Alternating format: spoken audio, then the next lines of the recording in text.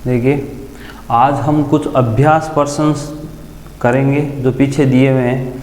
उनमें पहला क्वेश्चन आपके दिया हुआ है छोटी से छोटी अभाज्य संख्या। ठीक है, अब अभाज्य संख्याओं के बारे में हम जानते हैं और छोटी से छोटी अभाज्य संख्या क्या होती है? 2। छोटी से छोटी अभाज्य संख्या होती है वो 2 होती है, प्राइम नंबर। ठीक है, स्मॉलेस्ट प्राइम नंबर इज 2। छोटी से छोटी अभाज्य संख्या 2 होती है। आपको पता है अभाज्य संख्या क्या होती है? अभाज्य संख्या वह संख्या होती है जिसके सिर्फ केवल 2 गुणनखंड होते हैं या जिसके 2 फैक्टर होते हैं। प्राइम नंबर क्या होती है? जिसके सिर्फ केवल ओनली 2 फैक्टर होते हैं, 2 फैक्टर होते हैं, या हम कह सकते हैं जिसमें एक का और स्वयं का भाग, खुद का भाग ही जाता है, वो संख्या क्या होती है? अभाज्य संख्या। और 2, 3, 5, 7 ये अभाज्य संख्याएं इस तरीके से है। लेकिन सबसे छोटी स्मॉलेस्ट प्राइम नंबर क्या होती है? वो होती है 2। देखिए ये भी ध्यान रखना कि 1 है वो न तो भाज्य संख्या होती है न अभाज्य संख्या होती है। 1 है न तो भाज्य संख्या होती है न अभाज्य संख्या होती है। ठीक है, ये भी क्वेश्चन पूछा जा सकता है। और एक 0, देखिए 0 है वो भाज्य संख्या होती है। 0 क्या है? भाज्य संख्या होती है। 0 क्या होती है? भाज्य संख्या होती है। 0 में सबका भाग जाता है, 0 में सबका भाग जाता है। ठीक है, ध्यान रखिएगा 0 एक भाज्य संख्या है और सम संख्या भी है। 0 एक सम संख्या भी है। 0 क्या है? एक सम संख्या। तो ये चीज़ भी आप ध्यान रखना कि 0 क्या है? एक सम संख्या भी है और भाज्य संख्या है। दूसरा देखिए निम्न में से क्रमिक अभाज्य संख्याएं। आपको 2 अभाज्य संख्याओं के जोड़े दिए हुए हैं। ठीक है, 2 संख्याओं के जोड़े दिए हुए हैं, उनमें से क्रमिक अभाज्य संख्याएं। देखिए 1, 2, अब 1, 2 कौन कौन से जोड़े? 1, 2, 2, 3, ठीक है। तो क्रमिक है कंटिन्यूस, तो कंटिन्यूस अभाज्य संख्याएं ये 2 है। कंटिन्यूस है वो अभाज्य संख्याएं कौन सी हैं? 2 और 3। ठीक है, अगर पूछे कि कंटिन्यूस अभाज्य संख्याएं या क्रमिक अभाज्य संख्याएं क्या होती है, तो वो होती है 2, 3। प्राकृत संख्याएं किस अंक से शुरू होती है? संख्याओं के बारे में हमने डिटेल में पहले से पढ़ा है। तो प्राकृत संख्याएं नेचुरल नंबर है। प्राकृत संख्याएं नेचुरल नंबर है, वो 1 से स्टार्ट होती है, 1 से शुरू होती है। ठीक है, और अनंत तक, प्लस अनंत तक, इन्फिनिटी तक जाती है। ठीक है, तो प्राकृत संख्या या नेचुरल नंबर कहाँ से शुरू होती है? वो 1 से शुरू होती है। ठीक है, तो इसका आंसर क्या हो जाएगा आपके? बी, 1 से शुरू होती है। ठीक है, और -5 का अगला अंक, चौथा क्वेश्चन है कि -5 का अगला अंक है।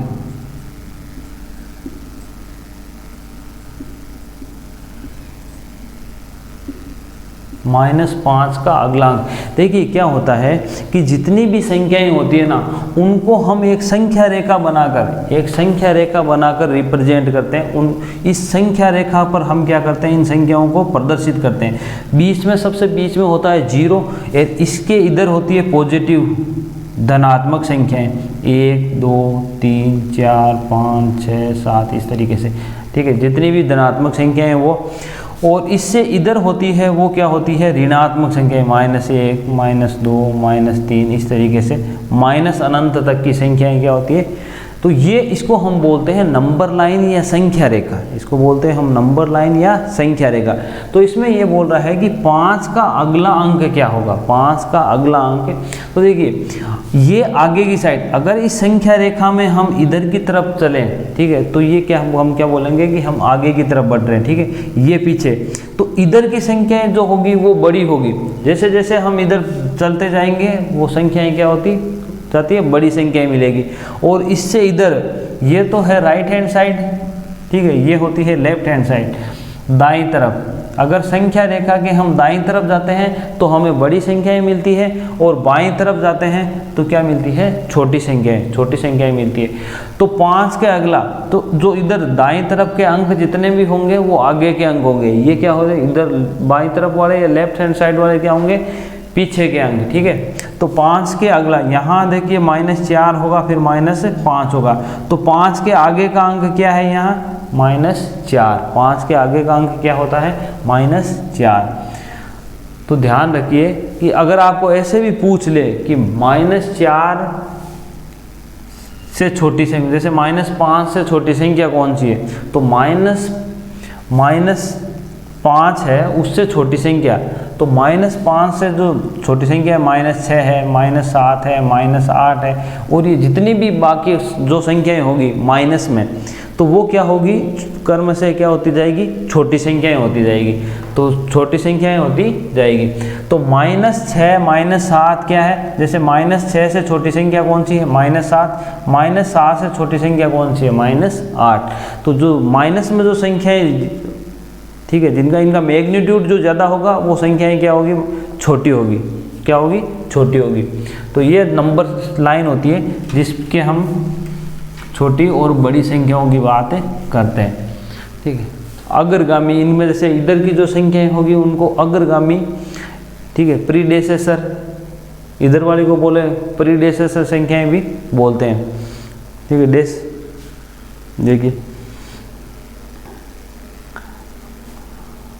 देखिए 5वां क्वेश्चन है, निम्न में से परिमेय संख्या है।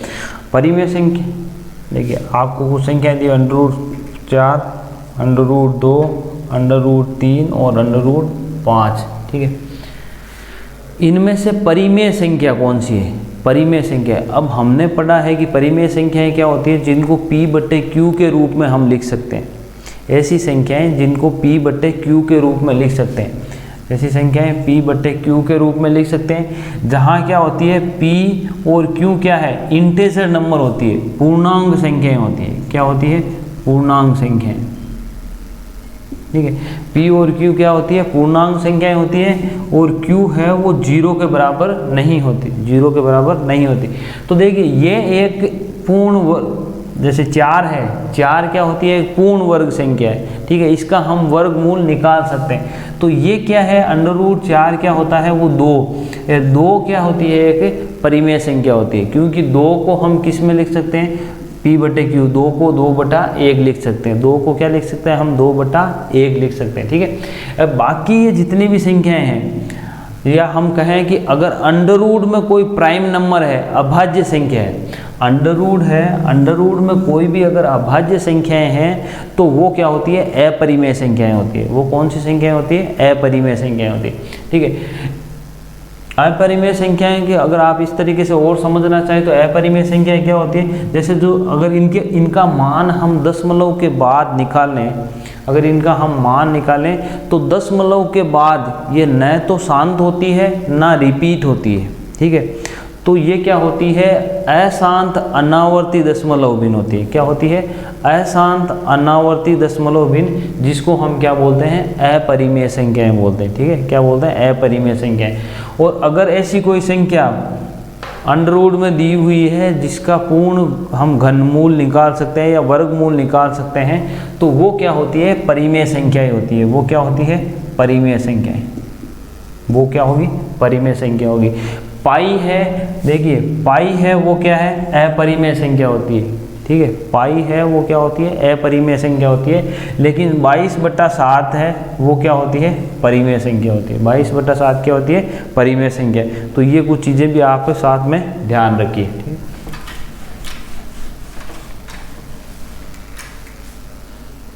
है। देखिए नेक्स्ट क्वेश्चन, 100 तक की अभाज्य संख्या है, 100 तक की, 1 से लेके 100 के बीच हम 100 तक की अभाज्य संख्या है। 100 तक की अभाज्य संख्याएं कितनी,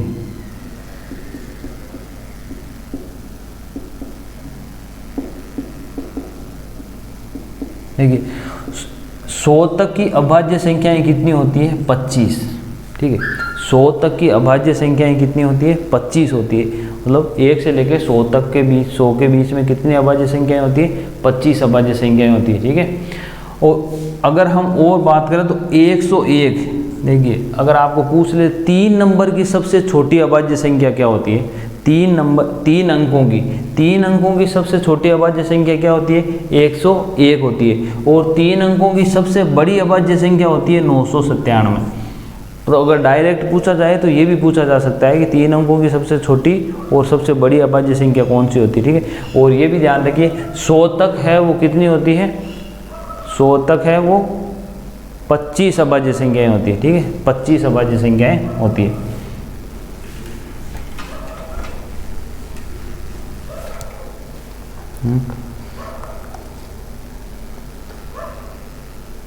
देखिए अब कुछ संख्याएं दी है, उनमें से अपरिमेय संख्या आपको बतानी है, जैसे √2, √4, √9, √11 और √24। इनमें से आपको बताना है कि अपरिमेय संख्या कौन सी होती है। अपरिमेय संख्या, अभी मैंने बताया आपको कि अगर अंडर में कोई अभाज्य संख्या है, अंडर में ध्यान रखिए, अगर अंडर का मतलब होता है कि जो इसके अंदर जो संख्या दी हुई है इसकी घात क्या है, 1/2 है, इसकी घात क्या है, 1/2 है। तो अभाज्य संख्या, इनमें से अभाज्य संख्याएं कौन कौन सी होगी, तो देखिए अभाज्य संख्या, देखिए ये अभाज्य संख्या नहीं है, ये भी अभाज्य संख्या नहीं है, अभाज्य संख्या ये 24 भी नहीं है, 24 भी क्या नहीं है, अभाज्य संख्या नहीं है। लेकिन यहाँ देखिए ये तो क्या है, अपरिमेय है, ये भी क्या है, अपरिमेय। लेकिन यहाँ हम 24 को देखिए, ये दोनों तो क्या है, परिमेय संख्याएं हैं। क्या है, परिमेय संख्याएं, क्योंकि ये पूर्ण वर्ग संख्याएं हैं। 4 और 9 क्या होती है, पूर्ण वर्ग संख्याएं। तो ये इसका मान होता है 2 और इसका मान होता है 3। 2 और 3 क्या होती है, परिमेय संख्याएं होती है। लेकिन यहाँ 24 को हम क्या देंगे, 24 है तो 24 को क्या लिख सकते हैं, 4 × 6, ठीक है, ये क्या सकते हैं, 4 × 6 लिख सकते हैं। 24 को क्या लिख सकते हैं, 4 × 6। तो यहाँ ये 4 तो पूर्ण वर्ग है, तो इसको क्या बाहर निकल जाएगा, बाकी इसको क्या लिख देंगे, 6 को क्या लिखेंगे, 2 × 3। तो देखिए 2 भी एक अभाज्य संख्या है और 3 भी अभाज्य संख्या है, ठीक है। तो ये भी क्या होगी, एक अपरिमेय संख्या होगी, ये भी क्या होगी, अपरिमेय संख्या। क्योंकि देखिए यहाँ हम न तो √2 की वैल्यू निकाल सकते हैं, ठीक है, न ही 3 की। इनका अगर हम पॉइंटों में या दशमलव के बाद मान निकालें भी तो न तो वो रिपीट होगा और न ही शांत होगा, टर्मिनेट होगा, ठीक है। तो ये क्या होते हैं, ऐसी संख्याएं जो दशमलव के बाद न तो रिपीट होती है ना ही टर्मिनेट होती है, उनको हम क्या बोलते हैं, अपरिमेय संख्याएं बोलते हैं, अपरिमेय संख्याएं बोलते हैं, ठीक है, इर्रेशनल नंबर।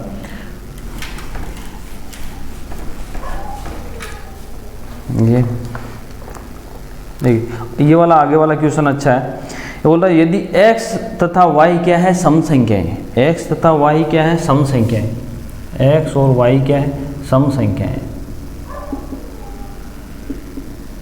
x तथा y क्या है, सम संख्याएं। तो z क्या है, विषम संख्या, z क्या है, विषम संख्या,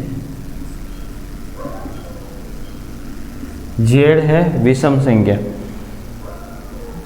अब ये पूछ रहा है कि x + y + z है, अगर इन सबको जोड़ें तो हमें कौन सी संख्या मिलेगी, तो हमें कौन सी संख्या मिलेगी। तो आप यहाँ एक चीज़ ध्यान रखिए कि अगर दो सम संख्याओं को जोड़ें, देखिए ये क्या होती है, संख्याओं की प्रॉपर्टी होती है, इनके गुण होते हैं। जैसे अगर हम सम संख्या प्लस सम संख्या को जोड़ें तो हमें एक सम संख्या मिलेगी, ठीक है। आप अगर इवन नंबर्स, अगर हम क्या करें, इवन नंबर्स को ऐड करें, अगर 2 या 3, 4 कितने भी अगर इवन नंबर है, सम संख्याएं हैं, उनको जोड़ें, ऐड करें तो हमें क्या मिलेगी, एक सम संख्या ही मिलेगी। देखिए आप कितने को लेके देख लो, 2 + 4 क्या है, 6, 4 + 6 क्या होता है, 10, 10 + 6 क्या है, 16।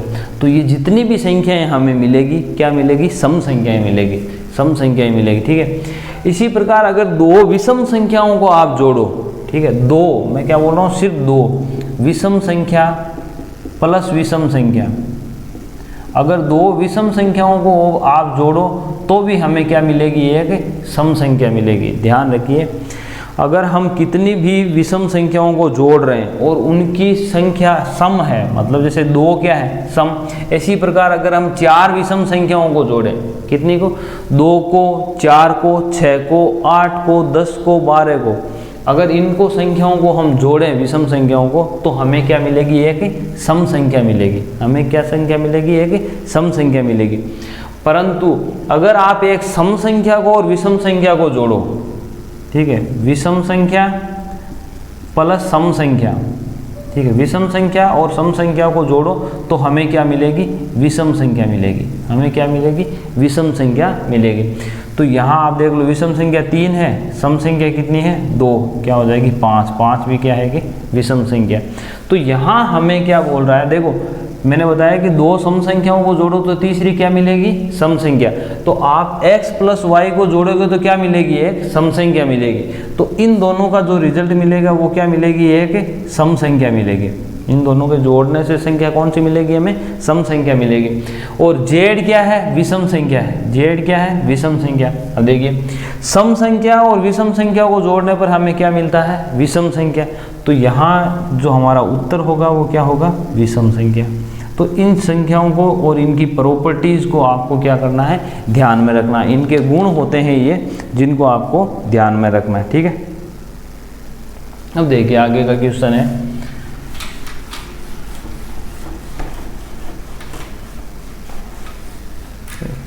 ये क्वेश्चन नंबर 9 है। इसमें आपको कुछ इस तरीके से संख्या दी हुई है।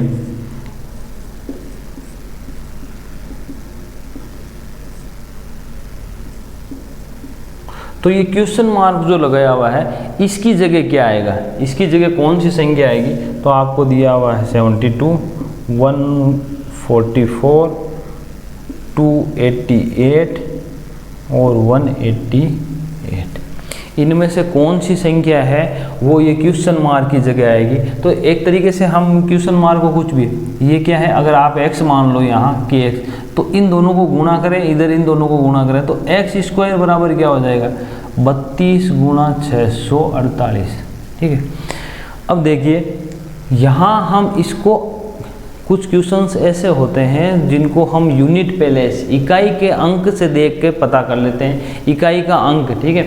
या तो इसको आप गुणा करके और इसका वर्गमूल निकालो, ठीक है, वर्गमूल निकालो तो आपको पता चल जाएगा कि ये इसका उत्तर क्या है। नहीं तो हम सीधा सीधा देखिए यहाँ इन दोनों को गुणा करने पर जो इकाई का अंक मिलेगा, देखिए 2 को और 8 को गुणा करेंगे तो हमें क्या मिलेगा, इकाई का अंक जो मिलेगा वो क्या मिलेगा, इस संख्या, इन दोनों को गुणा करने पर जो इकाई का अंक मिलेगा वो क्या मिलेगा, 6 मिलेगा।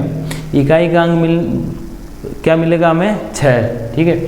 कोई किस संख्या, इनमें से कौन सी संख्या ऐसी है जिसको गुणा करने पर या जिसका वर्ग करने पर क्या होगा, जिसका वर्ग करने पर हमें इकाई का अंक 6 मिले, वो अपना उत्तर है। वो क्या है अपना उत्तर। जैसे यहाँ 2 है, जैसे जिस किसी भी संख्या के इकाई का अंक 2 होगा और उसका हम वर्ग करेंगे तो हमें इकाई का जो रिजल्ट मिलेगा, जो वर्ग संख्या मिलेगी, उसके इकाई का अंक क्या होगा, 4, उसके इकाई का अंक क्या होगा, 4। इसी प्रकार यहाँ 8 वाले का करें ना हम, तो वहाँ 8 का वर्ग, क्योंकि क्या होता है 64, 8 का वर्ग क्या होता है 64, तो उसमें भी हमें इकाई का अंक क्या मिलेगा, 4, और इसमें भी इकाई का अंक क्या मिलेगा, 4।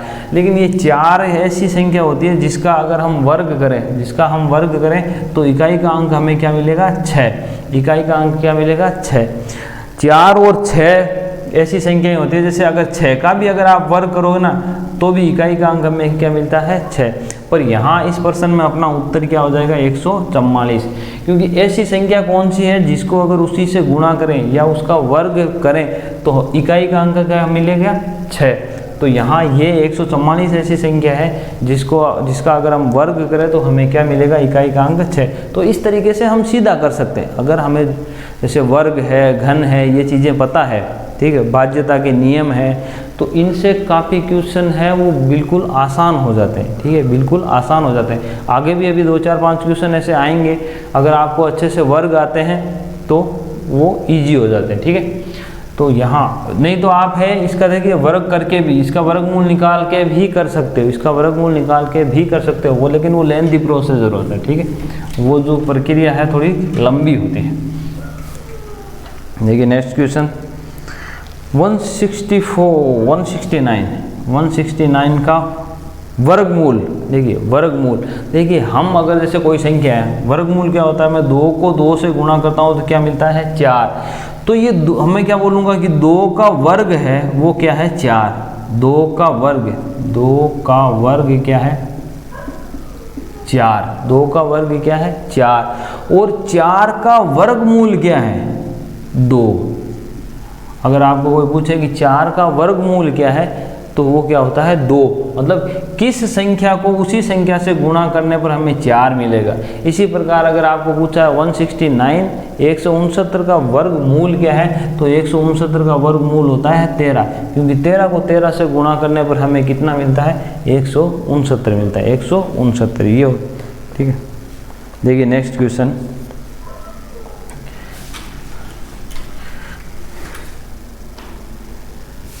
दो 256 और 3 0 को पूर्ण घन बनाने के लिए, इस संख्या को पूर्ण घन बनाने के लिए किस छोटी से छोटी संख्या से गुणा करना पड़ेगा। तो इसके लिए आपको 2 3 4 और 6 ये संख्या, इस संख्या को पूर्ण घन बनाने के लिए, पूर्ण घन, देखिए घन संख्या क्या होती है, अगर कोई भी संख्या है उसको हम उसी से 3 बार गुणा कर दें, ठीक है, तो वो क्या है ये। अब 2 का घन क्या हो जाएगा 8, 2 का घन क्या हो जाएगा 8, ठीक है, और 8 का घन मूल, ठीक है, 8 का क्या घन मूल क्या हो जाएगा 2, 8 का घन मूल क्या हो जाएगा 2। तो यहाँ ये बोल रहा है कि 256 है, 256 और 000, उसको अगर पूर्ण घन संख्या बनाना है तो किस छोटी से छोटी संख्या से गुणा करें। अब यहाँ आपको यहाँ ये चीज़ ध्यान रखनी है कि जो भी पूर्ण घन संख्या होती है उसमें जो नंबर ऑफ जीरोज होते हैं ना, जीरो की संख्या क्या होती है 3 के मल्टीपल में होती है, 3 के मल्टीपल में होती है। मतलब या तो नंबर ऑफ जीरोज 3 होगी या 6 होगी या 9 होगी या 12 होगी, इस तरीके से क्या होगी 3 के मल्टीपल में होगी, ठीक है, 3 के मल्टीपल में होगी, जो भी संख्या क्या होगी 3 के मल्टीपल में होगी। अगर 10 का, देखिए 10 है, इसका अगर आप घन करो तो क्या हो जाएगा, ठीक है, अगर 100 है, इसका अगर आप घन करो तो क्या हो जाएगा, इसकी 6 होगी।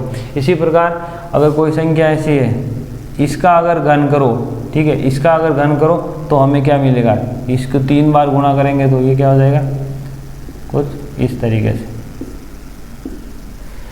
तो 3 के मल्टीपल में होती है, क्या होती है 3 के मल्टीपल में या 3 के गुणांक होते हैं। तो नंबर ऑफ जीरोस का तो हम पता डायरेक्ट कर लेते हैं कि ये तो इसमें, लेकिन यहाँ हमें पूछा है कि किस संख्या से गुणा करें। तो देखिए 256 है वो एक पूर्ण घन संख्या नहीं है, ठीक है। अगर इसको अगर आपको पूर्ण घन, देखिए 10 तक की घन संख्याओं को याद रखिए, 10 तक की क्या है घन संख्याओं को याद रखिए। या तो हम क्या करते हैं, अगर इसको हमें पता करना है तो इसको गुणनखंड विधि से करते हैं। क्या करते हैं, गुणनखंड विधि से करते हैं। जैसे गुणनखंड विधि से करते हैं, जैसे किस तरीके से करेंगे, ठीक है 256 है, क्योंकि जीरो का तो कोई यहाँ रोल है नहीं, तो हम इसी को करके देख लेते हैं। तो 3-3 के जोड़े बनाएंगे, क्या करेंगे 3-3 के जोड़े बनाएंगे। जो संख्या जोड़े में नहीं बन रही है उससे फिर हम क्या करेंगे, गुणा कर देंगे, उससे क्या कर देंगे, गुणा कर देंगे, ठीक है। तो 1 2 8, 2 का भाग दें 6 4। अब देखो हमें पता है कि 64 तो क्या है पूर्ण घन संख्या है, तो ज़्यादा आगे आपको करने की ज़रूरत ही नहीं। पर यहाँ इसके तो आगे जो मिलेंगे वो सब जोड़े मिलेंगे। तो यहाँ क्या है 1 2 कम पड़ रहा है, 2 कम पड़ रहा है। इसका मतलब क्या है, इस संख्या को अगर मैं 2 से गुणा करूँ तो मेरे को क्या मिलेगी, एक पूर्ण घन संख्या मिलेगी, पूर्ण घन संख्या। यार वैसे भी अगर आपको ये चीज़ पता है कि 512 एक पूर्ण घन संख्या होती है, 512 एक पूर्ण घन संख्या, 8 का घन होती है 512, तो भी हम सीधा सीधा पता कर लेंगे कि इसको 2 से गुणा करने पर क्या मिलेगा, हमें एक पूर्ण घन संख्या। तो थोड़ा बहुत बेसिक नॉलेज आपको होना चाहिए, इससे क्या हो जाता है ये क्वेश्चन से बहुत ईजी हो जाते हैं।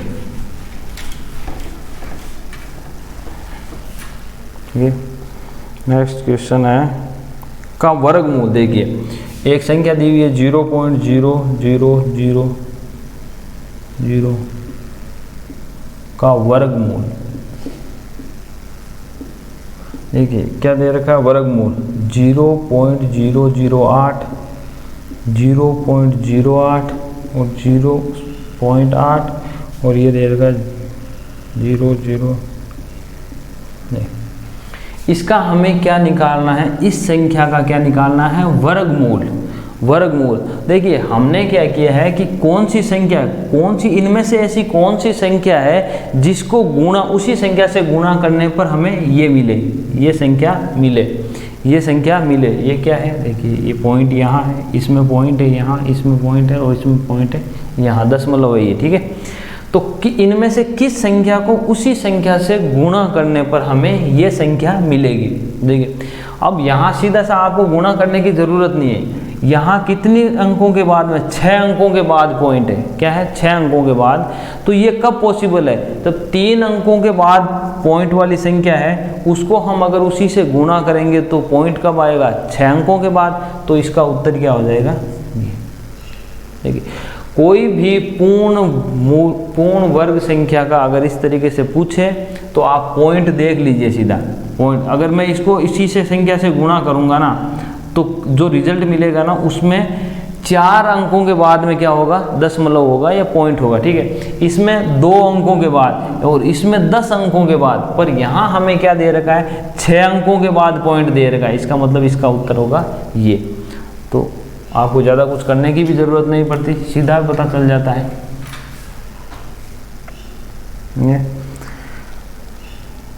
ठीक है, एक 4 अंकों की सबसे बड़ी से बड़ी संख्या जो पूर्ण वर्ग है, 4 अंकों की आपको संख्या दे रखी है कुछ,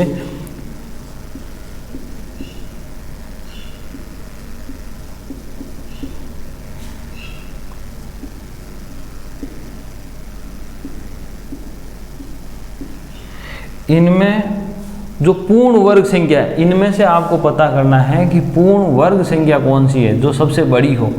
इन संख्याओं में सबसे बड़ी और पूर्ण वर्ग संख्या कौन सी है, 4 अंकों की संख्या है। अब देखिए हमें, अगर हमने वर्ग संख्याएं और घन संख्याएं पढ़ी है तो हमें पता है कि जैसे 5, ये क्या है, 100 का वर्ग है।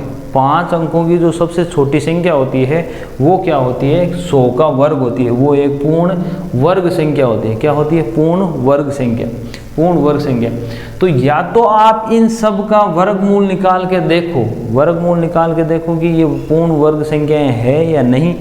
नहीं तो हमें बताए 100 का वर्ग है तो ये क्या है, 100 का वर्ग, ठीक है। 100 का वर्ग करने पर हमें 5 अंकों की संख्या मिलती है। तो आप देखिए 99 का वर्ग, 98 का वर्ग, 97 का वर्ग, इनका वर्ग करेंगे तो हमें क्या मिलेगी, 4 अंकों की संख्या मिलेगी। क्या मिलेगी, 4 अंकों की संख्या मिलेगी। अब इनका वर्ग अगर आपको थोड़ा बहुत ध्यान में है, ठीक है, तो आप सीधा कर लोगे। जैसे 99 का वर्ग कितना होता है, 0, 1, 98, ठीक है। देखिए 100 का वर्ग है, 100 का वर्ग करने पर हमें 5 अंकों की सबसे छोटी संख्या मिलती है। तो इससे मतलब 100 के वर्ग से छोटी संख्या का हमें वर्ग करना पड़ेगा ताकि 4 अंकों की बड़ी से बड़ी संख्या मिले, ठीक है, 4 अंकों की। तो 99 का अगर हम वर्ग करें तो हमें क्या मिलता है, ये। तो ये अपना उत्तर है। इसके अलावा आप ये बाकी संख्याएं चेक करके देख सकते हो, इनमें से कोई भी पूर्ण वर्ग संख्या नहीं है, इनमें से कोई भी पूर्ण वर्ग संख्या नहीं है। ये वैसे तो क्या है, हम इसका डायरेक्ट पता नहीं कर सकते, वरना एक कुछ चीज़ें जैसे कोई भी किसी भी संख्या के इकाई का अंक, देखिए किसी भी संख्या के अगर इकाई का अंक 2, 3, 7 और 8 होता है तो वो पूर्ण वर्ग संख्या नहीं होती है, पूर्ण वर्ग संख्या नहीं होती है, ठीक है। और इसी प्रकार अगर कोई भी पूर्ण वर्ग संख्या होगी, पूर्ण वर्ग संख्या होगी तो उसके अंकों का जो योग होता है, अंकों का जो योग होता है वो 1, 4, 7 और 9 होता है। क्या होता है, उसके अंकों का योग क्या होता है, 1, 4, 7 और 9। ये कुछ छोटी छोटी, लेकिन अगर इनमें से किसी भी संख्या के अंकों का योग अगर 1, 4, 7, 9 हो तो वो ज़रूरी नहीं है पूर्ण वर्ग संख्या हो, ठीक है। वो ज़रूरी नहीं होता है कि वो पूर्ण वर्ग संख्या हो, लेकिन अगर पूर्ण वर्ग संख्या है तो अंकों का योग क्या होगा, इन्हीं में से होगा। तो ये कुछ छोटी छोटी चीज़ें हैं जो आपके और काम कहीं आ सकती है, ठीक है। फिलहाल यहाँ तो यही है कि आप डायरेक्ट इस तरीके से इसको कर सकते हो, ठीक।